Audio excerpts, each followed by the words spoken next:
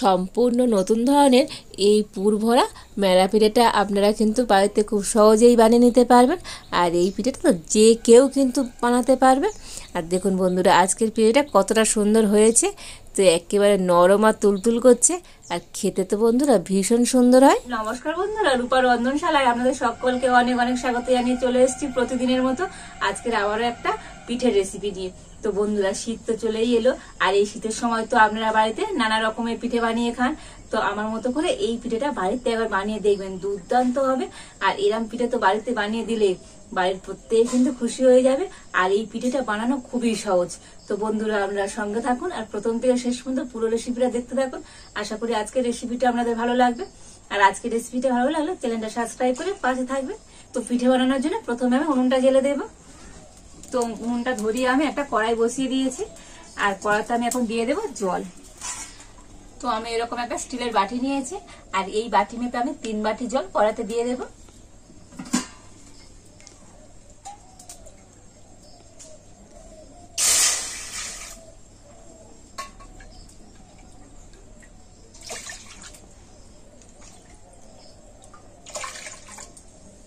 আর জলের মধ্যে অল্প একটু সামান্য পরিমাণ আমি লবণ দিয়ে দিচ্ছি। আর জলের মধ্যে দিয়ে দেবো আমি গুড়। তো এখানে আমি খেজুর গুড় নিয়েছি, আর খেজুর গুড় দিয়ে কিন্তু আজকের এই পিঠেটা বানাবেন, এতে করে পিঠেটা কিন্তু খেতে ভালো লাগবে। আর দেখুন, ওই একই বাটির মাপ করে কিন্তু আমি নিয়েছি এখানে হাফ বাটি খেজুর গুড়। তো দিয়ে দেব। তো মিষ্টিটা অবশ্যই আপনারা আপনাদের স্বাদ মতনই কম বেশি করে দিতে পারেন।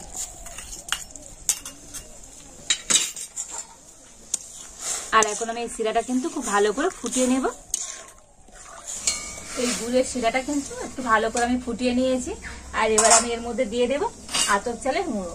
তো এটা কিন্তু আমার শুকনো আতপ চালের গুঁড়ো। তো আপনারা ভিজি আতপ চালের গুঁড়োটা দিয়েও কিন্তু পিঠেটা বানাতে পারেন। আর এই আতপ চালের গুঁড়ি দিয়েই কিন্তু এই পিঠেটা ভালো হবে। তো এখানে আমি আতপ চালের গুঁড়ি দিয়ে দিচ্ছি। তবে যে বাটি মেপে আমি জল দিয়েছি 3 বাটি, তো সেই বাটি মেপে আমি দিয়ে দেব 1.5 বাটি আতপ চালের গুঁড়ি। আর দিয়ে দেবো হাফ বাটি সুজি। এতে করে তো পিঠেটা মানে পরের দিন পর্যন্ত কিন্তু খুব নরম থাকবে। আর শুধু যদি আপনারা আতপ চালের গুঁড়ি দিয়ে করেন, পিঠেটা কিন্তু শক্ত হয়ে যাবে। আর অল্প একটু সুজি দিয়ে দেখবেন পিঠেটা কিন্তু খুব সুন্দর নরম হবে। তো আপনারা রেখেও পরের দিন পর্যন্ত খেতে পারবেন।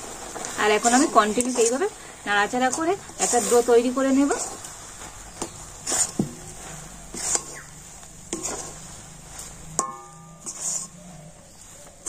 তো দেখুন, কন্টিনিউ নাড়াচাড়া করে তো এইভাবে আমি একটু মেখে নিয়েছি। আর এবার আমি এই ডোটা কিন্তু নামিয়ে নেব।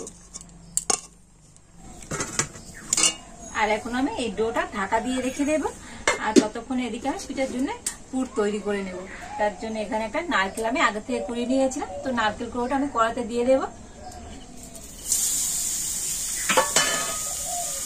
আর দিয়ে দেবো এই বাটি হাফ বাটি চিনি। তো আমি আজকে পুরটা কিন্তু চিনি দিয়েই বানাবো। আর দিয়ে দেব 4 চামচের মতো গুঁড়ো দুধ। এই গুঁড়ো দুধটা দিলে পুরটা কিন্তু দুর্দান্ত টেস্ট হবে।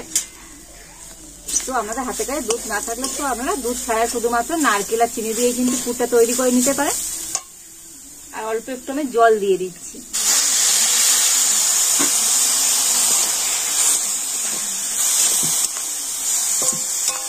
আর এখন আমি কন্টিনিউ নাড়াচাড়া করে একটা সুন্দর পুর তৈরি করে নেব। আর এইভাবে কন্টিনিউ নাড়াচাড়া করে খুব সুন্দর করে পুরটা আমি তৈরি করে নিয়েছি। আর এখন আমি নামিয়ে নেব।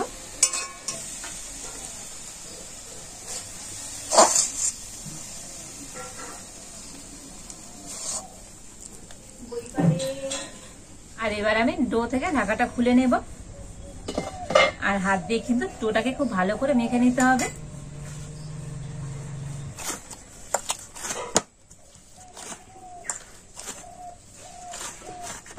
তো দেখুন, ডোটা কিন্তু খুব সুন্দর করে আমি মেখে নিয়েছি। আর এবার আমি এই ডোটা থেকে লেচি কেটে নেব।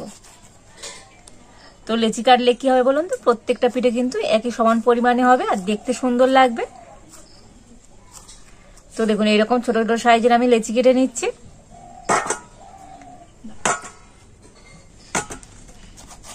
তো দেখুন, এই সব করা লেচি আমি কেটে নিয়েছি। আর এবার আমি হাতে একটু ঘি লাগিয়ে আর পিঠেগুলো তৈরি করে নেব।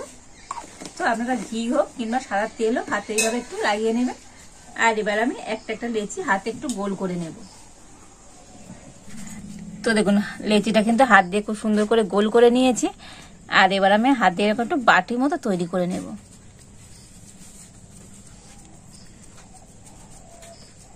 মানে পুলি পিঠে করতে গেলে যে রকম ভাবে একটা বাটি তৈরি করে নিই, ঠিক সেইভাবে কিন্তু একটা বাটি তৈরি করে নেব। তো দেখুন এইভাবে একটা বাটির মতো তৈরি করে নিয়েছি।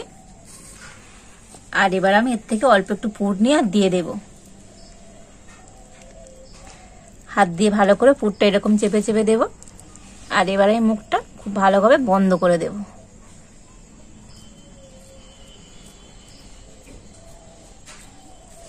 তো আবার হাত দিয়ে কিন্তু আমি গোল করে নেব।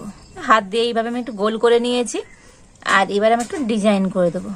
তো ডিজাইন বলতে এই এক সাইডটা এরকম একটু সরু করে দিয়েছি, আর এক সাইডটাও সরু করে দেবো, মানে দু সাইডটা সরু করে দেবো।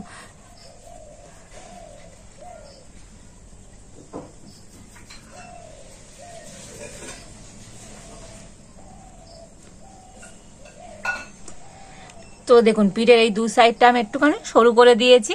তো আমি এইরকম শেপে পিঠেগুলো তৈরি করছি। তো আপনারা আপনাদের পছন্দ মতো শেপ দিয়ে কিন্তু পিঠেগুলো তৈরি করে নিতে পারেন। তো দেখুন আরো একটা এইভাবে আমি বাটি মতো তৈরি করে নিচ্ছি। তো দেখুন এরকম বাটি মতো তৈরি করে নিয়েছি। আবার আমি অল্প করে পুর দেব। তো বন্ধুরা মোড়া যাবে পিঠেটা, সেইভাবে কিন্তু পুরটা অল্প করে দিতে হবে। তো পিঠেগুলো তো আমি একটু ছোট ছোট সাইজে করছি। তো আপনারা আপনাদের পছন্দ মতো সাইজের পিঠেগুলো ছোট বড় আকারে তৈরি করে নিতে পারেন। আবারও কিন্তু একইভাবে আমি মুখটা খুব ভালো করে বন্ধ করে দেব।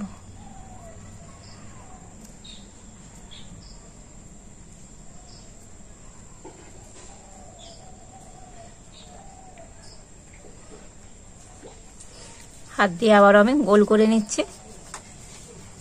আর একইভাবে দুটো সাইড আমি এরকম একটু সরু করে দেব।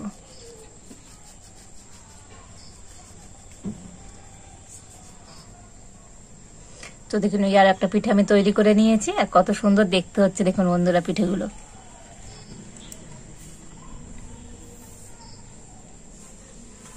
আর এইভাবে আমি সমস্ত পিঠেগুলো তৈরি করে নেব। তো দেখুন এই সমস্ত পিঠেগুলো আমি তৈরি করে নিয়েছি। আর কত সুন্দর দেখতে হয়েছে দেখুন বন্ধুরা আজকের এই পিঠেগুলো। আর এবার আমি এইরকম একটা ছিদ্র করা থালা নিয়ে নিয়েছি। আর এই ছিদ্র করা থালার মধ্যে কিন্তু আমি একটু ভালো করে ঘি লাগিয়ে দিয়েছি। আর এখন আমি পিঠেগুলো এই থালার মধ্যে নিয়ে নেব।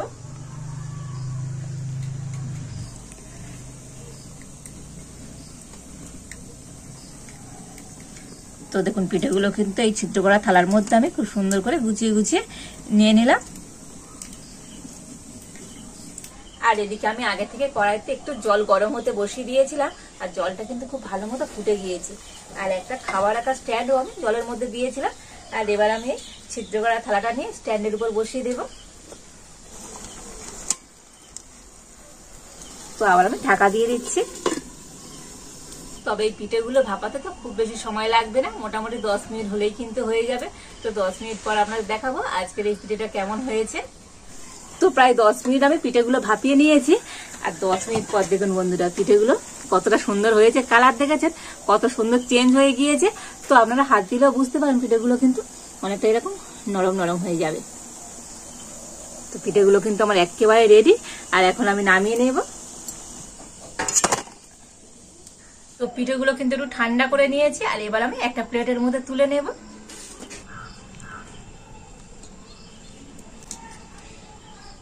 দেখেছেন বন্ধুরা আজকের এই পিঠেটা কতটা সুন্দর হয়েছে।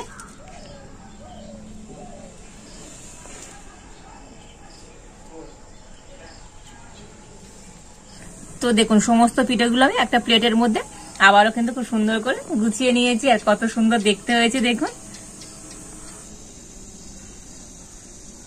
দেখলেন তো আজকে কতটা সুন্দর আর কত সহজ ভাবে আজকের এই পিঠেটা বানিয়ে ফেললাম। আর দেখুন এই পিঠেটা মাঝখান থেকে আমি একটু ভেঙেও দেখাবো পুরটা কতটা সুন্দর হয়েছে দেখুন বন্ধুরা। তো অসম্ভব সুন্দর হয়েছে আজকের এই পিঠেগুলো। তো এই পিঠেগুলোকে আপনারা মেলা পিঠেও বলতে পারেন, তবে মেলা পিঠের মধ্যে কিন্তু পুর থাকে না। তো আমি আজকের পুর দিয়ে একটু অন্যভাবে করলাম। তো এইভাবে আপনারা একবার বাড়িতে বানিয়ে খেয়ে দেখবেন বন্ধুরা, দুর্দান্ত হবে। আজকের আমার এই সহজ পিঠের রেসিপিটা আপনাদের কেমন লাগলো অবশ্যই কমেন্ট করে জানাবেন।